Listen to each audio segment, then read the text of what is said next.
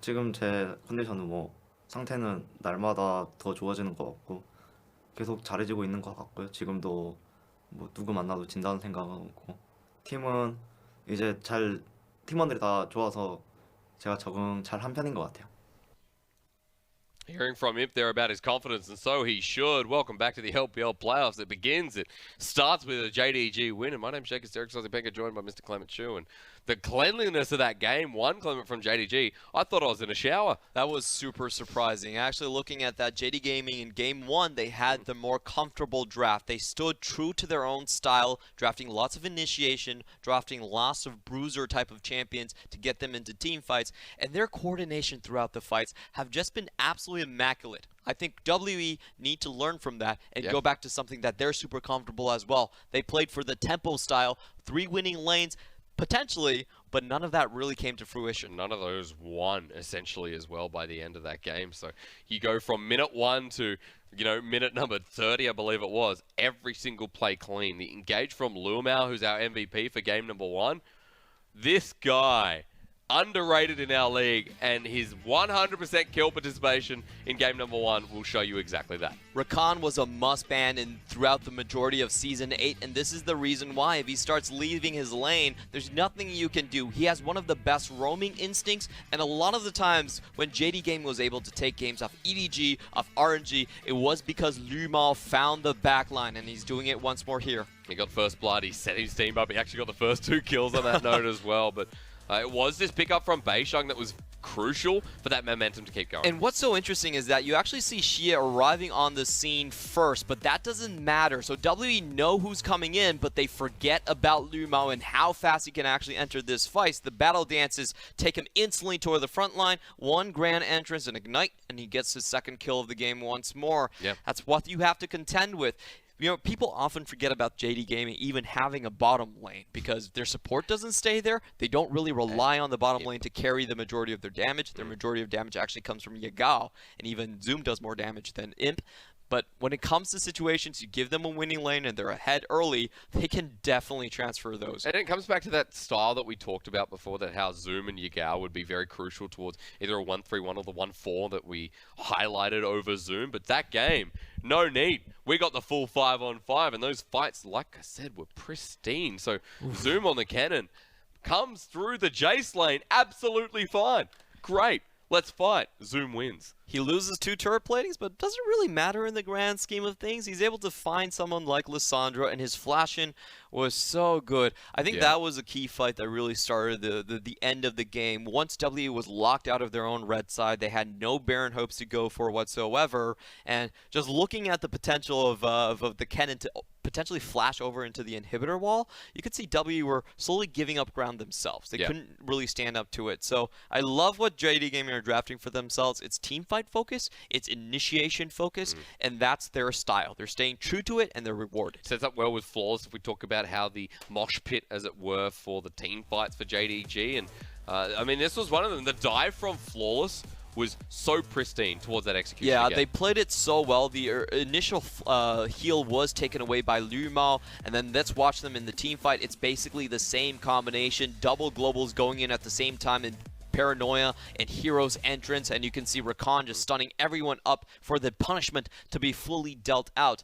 And that was just so beautiful to watch. That's the synergy and the prowess of the front line of JD Gaming. JD Gaming is a team that doesn't rely on their backline so much as their front line getting them into the fights and taking out the enemy carries. We saw this match between WE and JD Gaming as really being about between the diving potential of JD Gaming's front line and the protecting potential of WE's supporting cast. So what do you look for in game number 2? Because in series, in playoffs, especially in a best of 5, a lot of things change. This series, I expect a lot of changes because WE have gone for the red side again. So this is going to be like, all right, you have side selection, you have one more after this. How do you risk a blue, excuse me? How do you change your composition up now that, yes, you're on the blue side? So there's something I really want to see is now W is on the blue side. What they could do is first draft a strong jungler. Rexar or Lissandra are probably going to go in the first round. That's how they always draft on the blue side. And then with the 2nd and 3rd pick, you could do a surprise Xayah and Rakan. True. Now, Rakan is a champion that Missing doesn't play a lot, but he has shown potential on it. So they could take that away from LvMao, and at the same time, one of the best well-known Xayas is Mystic. Yeah. Mystic actually started the trend of playing Xayah in the LPL, so they could have a very strong dominant lane that scales very well into the late game. He's a tremendous Xayah player this season as well, and it would be a great takeaway. I think that's the best draft scenario for them. But we have to see here because, you know, JD Gaming might read it through and just instantly snatch up the Rakan. And you look at Post, he does not look happy whatsoever. And WE is a unit looking a little bit shaken there by game number 1. Now, we briefly mentioned how WE would transition into this blue side, but going a little bit further than that, WE, their very first game, just to put it plain and simple, was not iconic of the WE we know from Spring. However, there's still theory behind it, but maybe into JDG, who just come in flying, that there needs to be a transition, as you mentioned, back to the old style. Yeah, I think what they're seeing right now is playing hard tempo style against an experienced jungle like Flawless with an experienced squad on how to play the game. They have a very strong philosophy on what they want to do with their roaming pieces. Yep. It's going to be hard to just crack them as a tempo game. It's going to be very hard to just break open and isolate the lanes individually and then win the game like that. You have to remember, JD Gaming, they almost don't have a laning phase to speak of. Their players are roaming around the map so often that there's very little distinction between a laning phase game and a mid phase game. Now, what W tried to do was isolate all 3 lanes at the same time, win all 3 lanes at the same time, but once one of those fell down, they couldn't stop the overspilling coming in from JD Gaming. So what I think they will do is that they will look towards having more late game utility, having more of a say if their early game doesn't go well, and truth be honest, it can go badly very easily when you're going up against someone like Zoom and Yagao. You might as well have a late game insurance plan. Even Flawless, who was having a very good game 1 as well on the Nocturne, and how that spilled over the jungle pressure and other lanes were enabled off of it. Yagao, you know, didn't really have to do much. I mean, he just look at that. In. Yeah. This is the roam style. So we saw Rakan having baby. 100% kill participation. Yagao had 93.8%. So essentially what they're doing is that they're so well coordinated, they can always join in the action at the same time. That's synergy that's been building up from the JD Gaming roster since 2018, and that's their play style. You can't really break these members apart. That's the way they play. They're a roaming hit squad. We like to call them the mosh pit. Yeah. They like to get down and dirty, have all 5 members mixed up, and brawl it out with you. So if W cannot take that style head on, then they need to keep some of their later game options available. Much more dangerous as a mosh pit, though. Let's not forget, and keep it, you know, I'll keep it civil. A mosh pit can go bad. So although I like how JDG have erupted in this game number 1, there is always a reoccurring theme that JDG will go back to. Please. Okay. We'll go back to their original style. He's not missing yet. He's still in action. Missing has had such a good laning phase, though, I'd say, in the past couple of weeks. Yes. I think Missing is the biggest surprise to me in that game because going on the Brom, it wasn't the Thresh that we know and love. It wasn't the Rakan that we could potentially see. It was not that successful. It just didn't look great. Yeah, and I actually totally agree with what Raz was talking about Missing, is that he actually had a very good laning phase, but W just could not keep it on the starting role consistently enough. They still had a 0 coming in and out. Yep. They had another support coming in and out, and Missing just didn't get the playtime. Once he did get it in this split, he's been doing much better in lane. Now W just going through the drafts again. They're taking out the Zoe and the Galio, Yagao's best champions on the patch, and right now W actually have a chance to go for the draft that we were talking about. Xayah Rakan is still open, and it's a combination that's so deadly in the early game, so good in the late game too. You know what you're running into with Imp already picking up the Kai'Sa 2 games in a row. The difference being that the flex of the Rise, which both Yagao and Zoom play, is there. WE, the transition, we know. Mystic and Missing playing hyper scaling 80 carries with of course, only one, but a good support. What's left up and available? One of these is going to be played. We know it. Mystic has been the only one to venture in with the Jinx and look great here in the LPL. Yeah, they haven't won a game on the Jinx, but he has looked great. So this time around, he's saying, look, I'm not going to make the same mistakes again. He can pick the Rakan, it's open, but I'm not going to sit on my hands and not press flash or heal this time. I'm okay, guys. Please believe in me. I want to see the revisiting here from Mystic. Let's go. Round number 2. Seeing Yeah. the Jarvan there as well, and what you mentioned at the start, while LvMao does pick up Rakan, He's always going to pick Rakan if it's open. is that WA, getting the first pick Lissandra here for xiye, getting the Jarvan in the second rotation seems to be a very good start. Yeah, the Jarvan, we have seen Jarvan really show up in the LPL. Like, LPL is the best region for Jarvan. People love the pick. It's very easy to execute. It has great team fight potential, great zoning potential. But my question is, the Jarvan just, in terms of the solo lane, actually drops to a lot of other junglers. Kindred is one of the big champions that a lot of people think as a hard counter to the Jarvan. You can dodge out on most of his damage so easily. So I'm not really sure what W are trying to do here. They have a great engage combo, but the fact is that JD Gaming now have very good high chances of succeeding in the bot lane and also playing this hunter-killer game with Flawless. He's the most well-known solo jungle in the LPL. Absolutely. And you're actually leaving the door open for him to go on something like the Kindred, and just having a winning support and having a winning jungle combination seems so dangerous to hand over to JD Gaming. You've already taken away his Nocturne. We spoke of the Kindred. That'll be banned out lastly by WE. So options are limited here for JDG's jungle. What comes up next? Because a lot of the time we've gone for the passive, the Sejuani, the Rek'Sai, of course, which is still actually open. Ooh. Okay, Skarner's definitely an interesting one.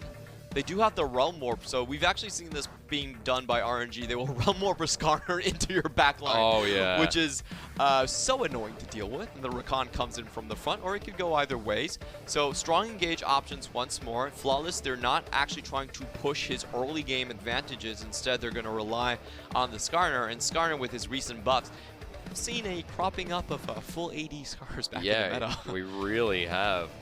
Flaw's picking up that Skarner for JDG. I like how it situates the composition, but still for WE, you got to go back to what's tried and tested. You also deny zoom away from the Yorick by post picking it up himself. All right, so we see the Braum being hoovered as well. So I like WE, you know, they have the confidence of saying that Game 1 was a fluke. We can go with the exact same Game 2 bot lane composition and still come out ahead. And I would agree with them. Like, objectively, that was not a Game 1 level 1 kill that should have happened on their side. Yep. So I like that they're holding their ground on that front and then picking up more control options in the front line. In Game 1, they did not have a front line whatsoever. Rek'Sai Jayce, it's not the front line that can actually allow Mystic to deal damage. This time around, they do have a much more steady front line, and they still have the tempo elements. They still have the winning lane elements as well. So this is a much more complete draft coming in from WE. Feels like a much more WE draft entirely. JDG cementing their own style, but it's going to be the Vladimir as to which lane. You expect to see maybe Vladimir top there for Zoom, which he's done in the past. This is an interesting one because Vladimir traditionally has been pushing quite hard by the Yorick. So he's actually just picking this to deal with Mystic specifically. They're saying, you know what, Kennan's not available here. We still not well, Kennan's still available, but we want a little bit more burst damage to actually take down the Vayne, and we think it's going to be enough with all the extra initiation tools that we have. Vladimir could go in, dump his Hemo Plague, his entire rotation, and a very easy follow-up. A breeze coming in from Imp should finish the life of Mystic. We already mentioned the backline access that is available with Yagao's Realm Warp, and by the way, is one of Yagao's best champions on the... No, sorry. It's his worst, actually. Absolute worst. I went one way, I went the wrong way. 6 games on Rise. Yagao has never won in the regular split on Rise. 0% win rate, 1.5 KDA after 6 games. So this is saying something here for JDG. You already have the momentum off Game 1. Let's get those stat lines up. Yeah, and he has a lot of confidence. He's just looking at the tools that they can get towards Mystic. They're saying, you know, W, you drafted a much better front line this time. You have the Jarvan and the Braum in place, but we're going to bypass that. We're going to send someone to assassinate Mystic this time. You're going to have to avoid so many incoming threats. the Rakan's going to be having a target on your head, the Skarner can just come in and snatch you, Yep. you can roll more Vladimir in your backline. It's so difficult to play around all of these possible initiations, and this is what JD Gaming do best. They overwhelm you with initiation. You're going to do that so easily here with these compositions. Flawless jumps on a new jungler here in the series as well, so does beishang, but with Rek'Sai available, they've opted in for this strategy. JDG already pulled off what seemed like a miracle win in Game 1 due to expectations. But in Hangzhou, in LGD's home arena, we will look on as JDG try to make the miracle climb here at LPL Spring Playoffs.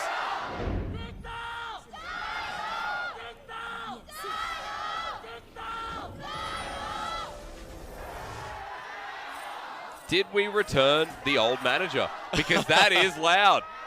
Did we bring him back from Rogue Warriors and he's just like, got to support my boys? Unfortunately, I don't think so. Well, however, seeing Rogue Warriors not making playoffs, he might come. He sounds very similar, Clement. He does. Yeah, I'm going to I don't think investigate the that teams for you. can share managers out. No, but, I mean, you can share. All he has to do is scream. He doesn't have to become the manager. Yeah, that is true. I wish W brought their drums coming in from Xi'an. Those always Ooh, get the crowd. They are hyped. heavy. They are big drums. Surprised. Flawless taking Predator here on the Skarner now. Fun fact for you is that it seems like Skarner is the only Predator jungler left. Yeah, Olaf is still there. A lot of Conqueror Olaf. A lot of Conqueror Olaf. But Not often we see Hecarim it. can take both as well. Now we are seeing an interesting level 1 developing from W. They do have the Braum advantage, so at least they're going to make sure where the jungle start is from Flawless. Yep. Just poking in there, we'll find the vision, but nothing more. Flawless picking up the blue buff, and beishang a tiny bit behind here, but that's more about the vision earlier on. That bottom side river again from JDG prioritized, while WE secure and make sure that the transition towards Scuttle and the top side itself cannot be repeated. And just taking a look at the starts that both sides are going for, it does look like beishang's going to be headed towards the bot side. So if JD Gaming want that same kill, they better do it now, or Jarvan's going to be coming in and swooping that away. And in terms of the other lanes, we do expect the York and the Lissandra to at least get the shove and the priority throughout the majority of the early game. Like I said before, expectations are nothing in this series anymore. Flaw's going to be moving up towards his Krugs. Now, blue to red, straight to this camp up here. Flaw's should be getting close to hitting that level 3 mark. Top side of the map at an even standpoint, but watered out. So Flawless wants access earlier on into this top lane to play around Zoom, as we discussed in our setup for today's series. Then it's going to have to be a swift gank. Yep, and we just saw the Colonel flashing his predictions right there. 57% into WE's side. He does like the Vayne, very high win rate. Does like the York as well. Okay. I don't know how right Colonel is, though, because he's let me down in the past. And we're just going again. LvMao, only level 2, just jumps onto missing. Yeah, really good trades here to the support of JDG. And I want to point out that that wasn't even a full plasma stack proc. So it just goes to show you, a lot of people still forget how much early damage Rakan actually gets. It actually comes mainly from his base stats. And those are the things people almost never read. You read the skills and you just forget about how much damage he actually just does by auto-attacking. You're also seeing the buff to Hero's entrance that has... sorry, Grand entrance. Always get him confused.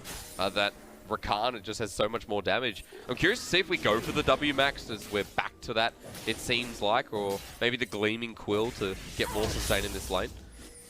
Yeah, we're actually even seeing the Guardians coming out, so not going for the maximum amount of early game damage. But there was a phase where we saw a lot of Rakans going for the Airy, just for the potential to get a kill here. Oh, hang on a minute. Post. Doesn't have enough mana, but Zoom will have to use the Sangwine pull. Rough lane here. Even finds the grasp on the way out. Not what you want as a Vladimir. Yeah, and this is not uncommon in this lane. We do see the Yoriks being able to control the lane the most of the time. So I'm actually very surprised that Zoom went here. This is more than control. That's a flash out. Yorick is some of their most played champions, Zoom especially. Getting traded out like that is a rough start for the top laner of JDG. It's super immaculate by Pose. He found both of those morning mists spot on, had them with the full gold count, and was able to take Zoom down to below 1 flash. Now, Vladimir is a champion that he's great late game, but if he falls down like this early game, we could see a lot of dives coming in. Yep, doesn't really have enough sustain to hold himself in this lane as well. Look at where Flawless is. The reactionary game begins here for the Skarner. Spire's going to give him that movement speed, but that deep ward from Post. Props again that WE have been quite prominent on the warding themselves in this early game. And the jungle route has just been better from beishang as well. He's already up 2 camps. This is something that we see a lot from Flawless, is that he doesn't necessarily optimize his own path for farming. He does it much more for ganking. And he does actually commonly fall behind. So a lot of the times if JD Gaming don't get an early game, it almost feels like Flawless doesn't get much going. Well, he might start something quickly though. beishang level 4 as well. Flawless running on in, loses the Crystal Spice, who's going to lose the attack speed. The window has closed and beishang now takes the fight with Conqueror ready, and the crab, no, what is that? It's a plant. Flawless gets half health. Yeah, I do feel like Flawless actually overthought that engage. Oh, LvMao. That was so on the razor's It got edge. slower, but Yeah. LvMao got faster. Yeah, that was actually a really good engage right there, because there was no hard CC from the bot lane of W that could instantly lock him down. So just talking about Flawless in the topside trade, if he gets in close range with the Jarvan, he should be able to win out that trade. He overthought it, shot out his Impale, got cut, and Zoom's going to get solo. Zoom doesn't have the flash. Solo kill. The post by the ghouls. His wife didn't even have to watch that one happen.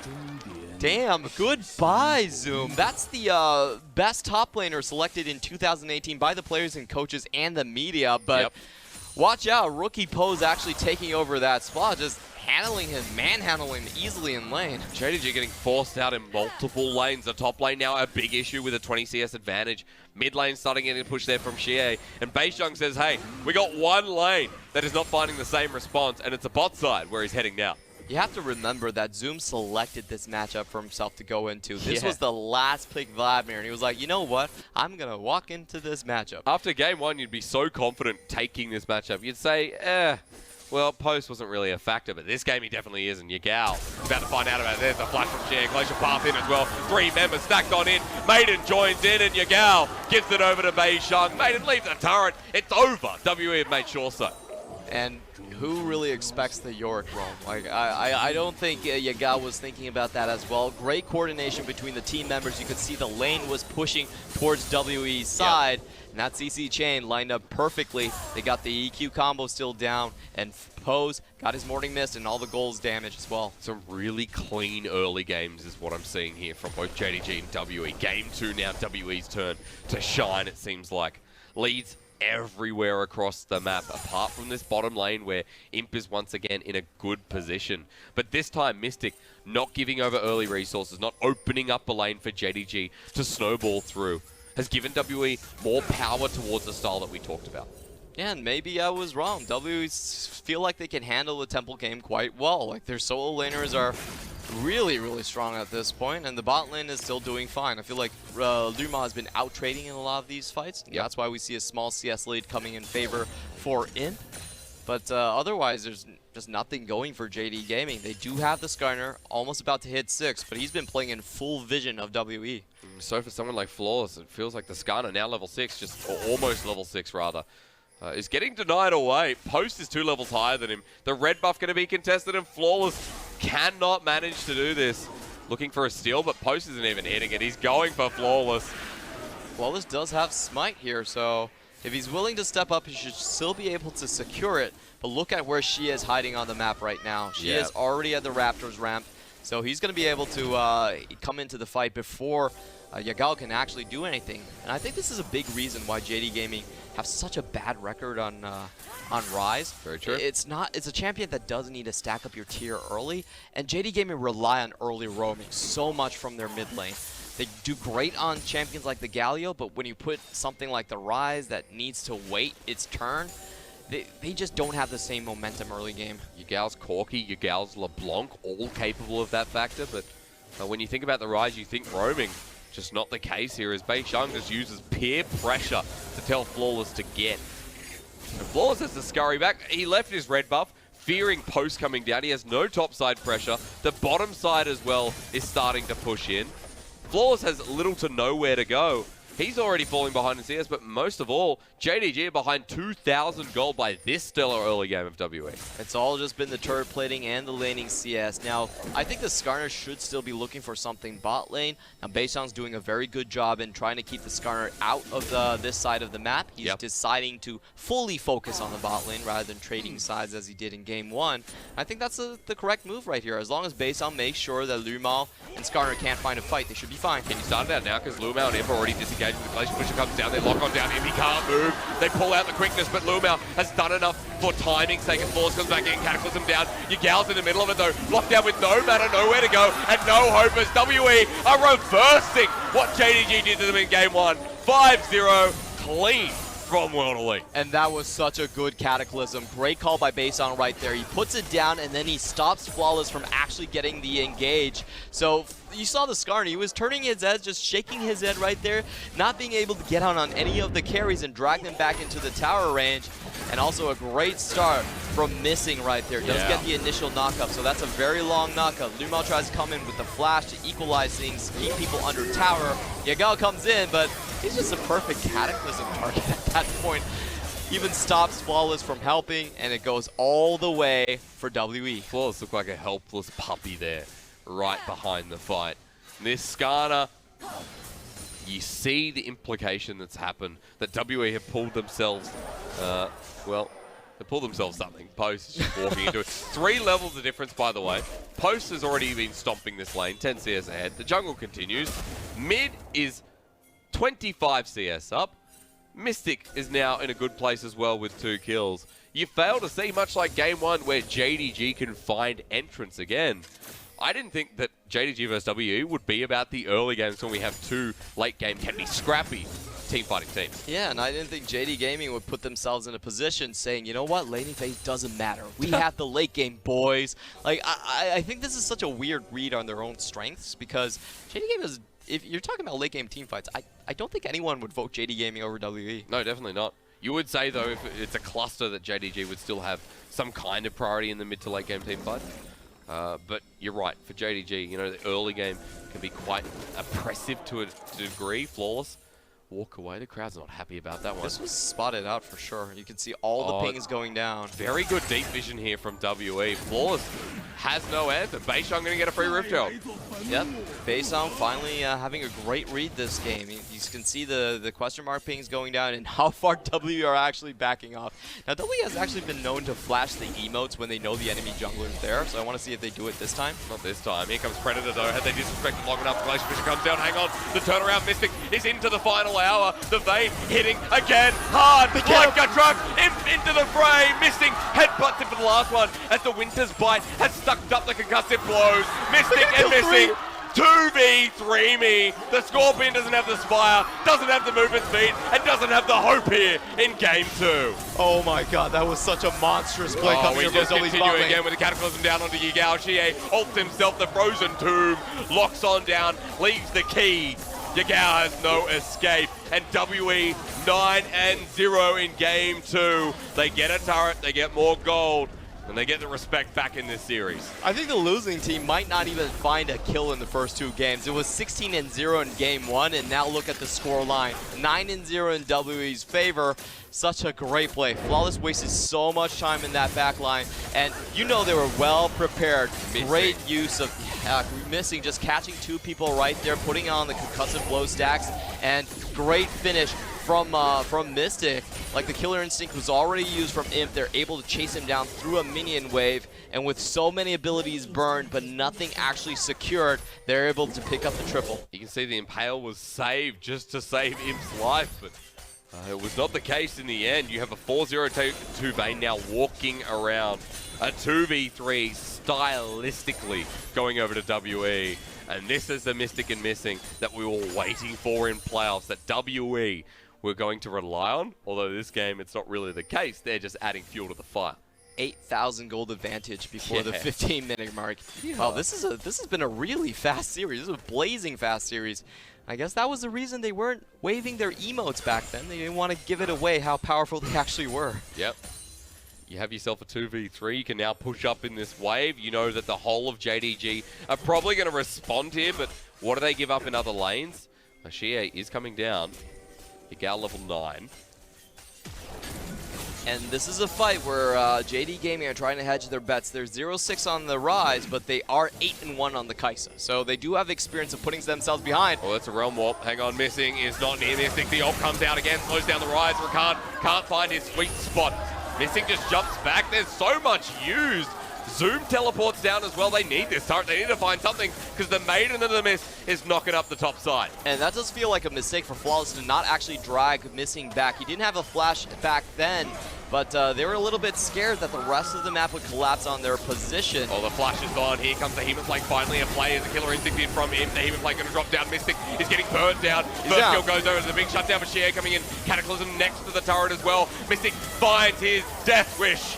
And with 2 kills, WE need to survive under turret. Zoom tanking up the duration as beishang here takes the killer instinct. They find the impale, but JDG are so darn low. There's nothing xiye can do about it. Everyone from JDG survives. Zoom now underneath turret. Goes into the Sanguine pool. Yagao dies. LvMao dies. Can the Thrall find someone? Cannot find Zoom. He walks away. WE, they lose a lot in the bottom lane. 4 for 2 trade and mountains of shutdown gold going over the way to JD Gaming. Now that was a situation where W could have backed up, but they thought, wait a minute, JD Gaming actually expended a lot right here, staying underneath their tower, and this is the surprise that JD Gaming can throw in your face. They're always willing to go to a round 2, to a round 3 in the start of the team fights. The first try did not work. They expended so much, the teleports, the skills to get in there, but they were willing to wait around for round 2 and just look at this tower tanking.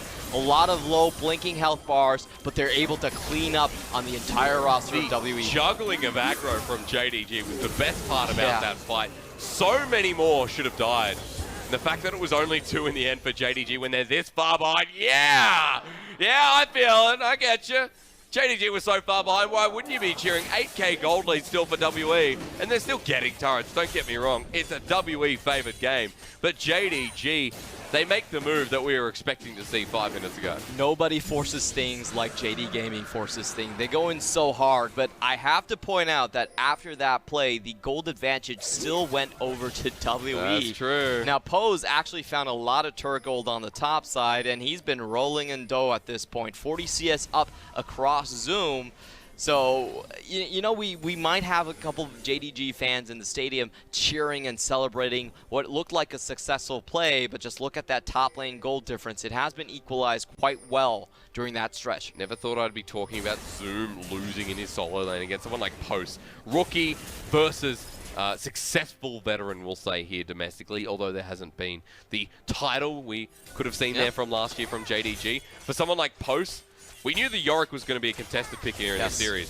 Post looks so darn good. He's so stable. That's exactly what WE need in this game too. And it's actually quite surprising how they're using a different top laner this time around. WE 695. We used to be. I get messed up with 957. 957. Okay. There we go. We have like, too many triple-digit area code players in the league right now.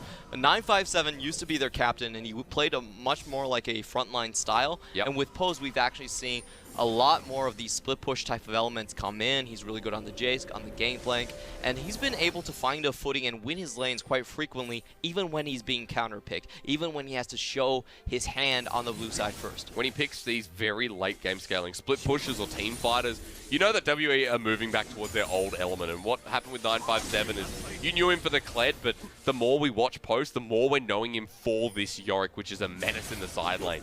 Post even rejoins some of the fights. He even gets involved as WE are trying to do now against Flawless, who is level 9 against beishang's 11 at 18 minutes.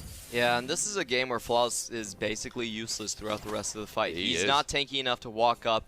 WE still have this massive 4-1 that they need to deal with, and I'm not even sure if Flawless and Zoom go in, can they actually take down Pose?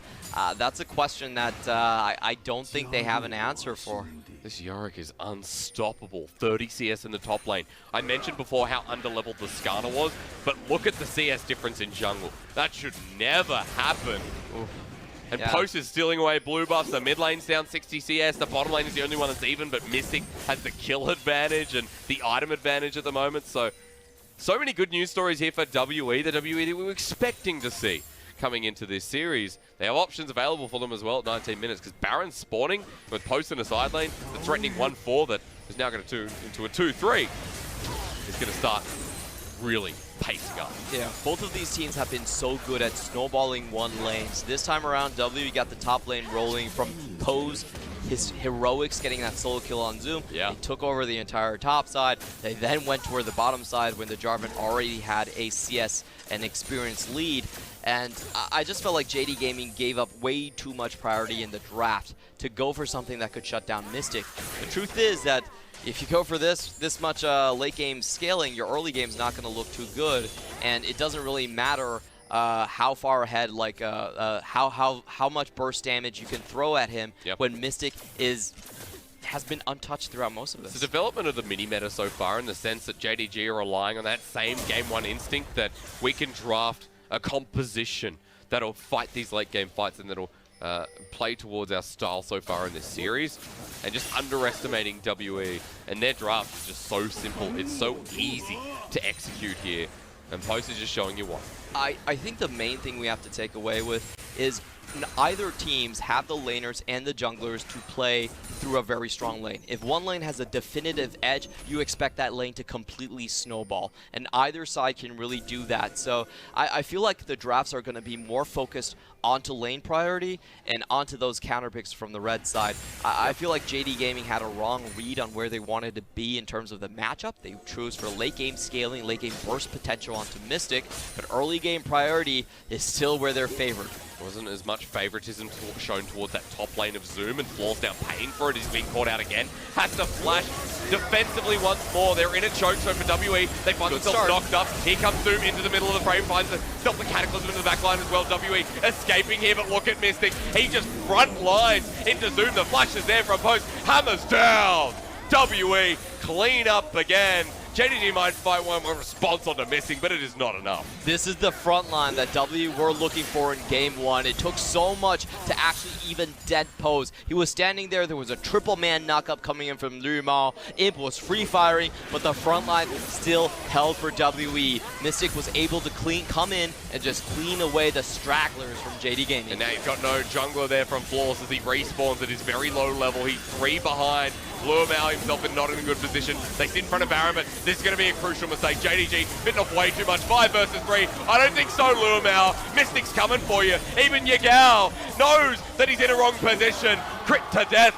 Mystic gets yet another double, and WE are getting given their lunch money.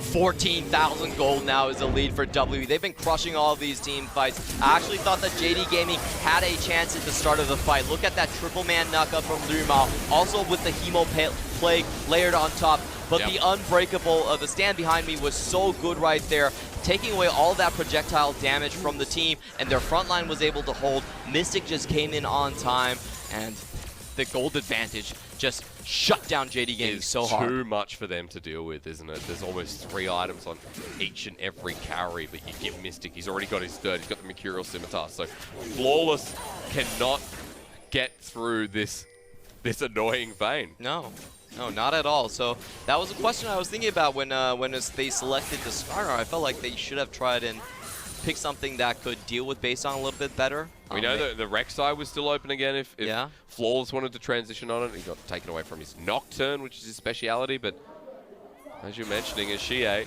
he just has an instinct, the Luden's proc. He's been to a couple internationally. He knows what Fnatic does. Flawless is so squishy. Here comes the Cataclysm again, half health. beishang will just pop the stone plate into the fray again.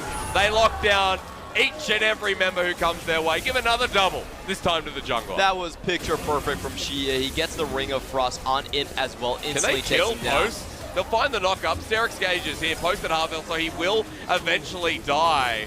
Goes golden, wasting time, but WE are just looking to end the game.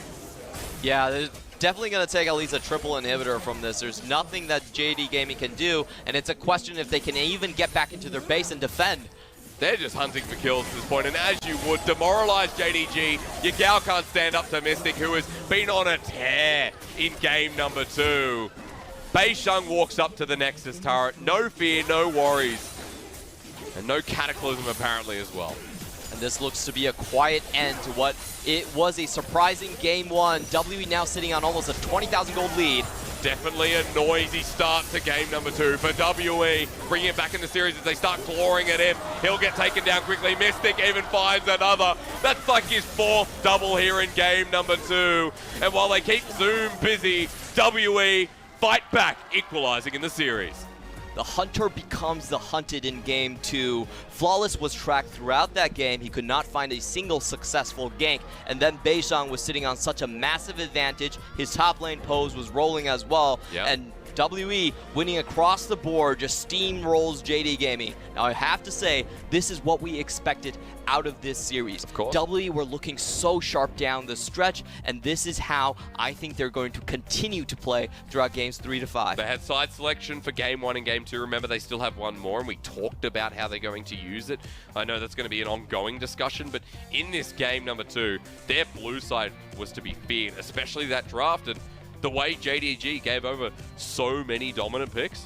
Yeah, it has to be questioned right here. JD Gaming thought that they could play the outscaling game with WE, which I don't blame them for. You don't look at WE and go like, oh, they're going to kill you at 20 minutes. After game 1, you're filled with confidence, right? Yeah, you're like, we should be fine, you know. Yep. Our lanes are going to lose, but we're not going to lose the game off of that. No. We can hang on and go into the mid game, and that did not happen. No, Yagao's Realm Warps providing that mobility that they desperately needed, but we need to see them come back on the Zoe, on the LeBlanc there for Yagao, because this is not working. By the way, 7th loss. Never has he won on the Rise. And I'm sorry, but for JDG, like, throw it in the bin, because Rise for Yagao is not a good champion. Yeah, I think early game priority is still very important, especially with how hard that W is pushing the tempo angle in terms of these drafts. You see a lot of these Lissandros coming out. I think she is one of Xiye's best champions. And if he can find that edge, he's suddenly all over the map. It's very hard to contain him. He's snowballing his lanes that are already winning by the draft to begin with. So it's almost an imperative for JD Gaming to at least be able to match the influence for Xiye early on. I think they need early game pressure from Yagao. That's for sure. They cannot throw him on the Rise. They cannot throw Zoom on the Vladimir. Let's add one then. Let's add one. Let's add Flawless on something like an early game pick. Like what the Nocturne was able to achieve in that first game was not replicated. beishang out-jungled, out-rotated. Post as well. Those early bits of vision control and the red buff that was delayed by about 1,000 years. Yeah, well, what I don't like about Skarner is I feel like a lot of times in this particular matchup, he's going to become a win more option. Like if your bot lane's already winning, you have someone engaging for you, then sure, you're just going with the Impale, and you're going to extend that lockdown duration, but that's not really what you need to win the games. That's if you're already rolling, then Skarner is going to be a great pick for you. But what I want to see from him is, first of all, champions that can maybe isolate beishang. The Lee Sin, the Olaf are champions that Flawless traditionally has had a very good win rate on, and are things that I feel like he still has a mechanical edge over a rookie like beishang. Absolutely so he could definitely try and push that advantage there. It'll also help out his mid lane. That was a highlight for JDG coming into the series, that they did have the experience, and that if anyone was kind of going to take it based off performance in previous matchups, although you still have Xiye and Mystic who are performing out of their right mind, it seems, after game 2. Yeah, definitely. So we still have to see how the game selection goes. I do feel like with W now finding their footing, they will go over one game, give one game of side selection over to JD Gaming. And I think JD Gaming, with their track record, they do prefer the red side a lot more. So this time around, with the red side, with the potential solo lane counter picks, I don't want to see them pick for scaling. I hope that they've learned their lesson in game 2. I mean, blue side looks great in this series. 100% win rate so far. One apiece. This series has already spiced up, and we didn't even expect it to. That's LPL for you, and that's game 3. Coming up next.